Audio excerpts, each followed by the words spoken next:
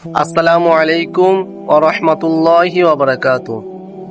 সম্মানিত দর্শক, সকলেই আশা করে ভালো আছেন। আমিও আলহামদুলিল্লাহ ভালো আছি। কবরের মধ্যে কি কি প্রশ্ন করা হবে সেই বিষয়ে আমি আপনাদেরকে কিছু বলবো।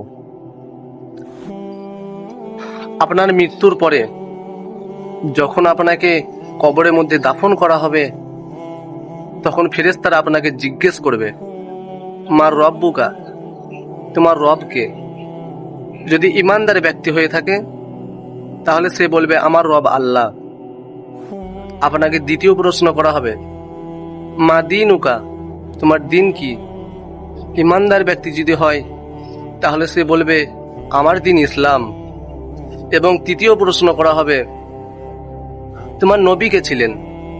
ইমানদার ব্যক্তি যদি হয়ে থাকে তাহলে সে বলবে, আমার নবী ছিল হযরত মুহাম্মদ মুস্তাফা সাল্লাল্লাহু আলাইহি ওয়াসাল্লাম।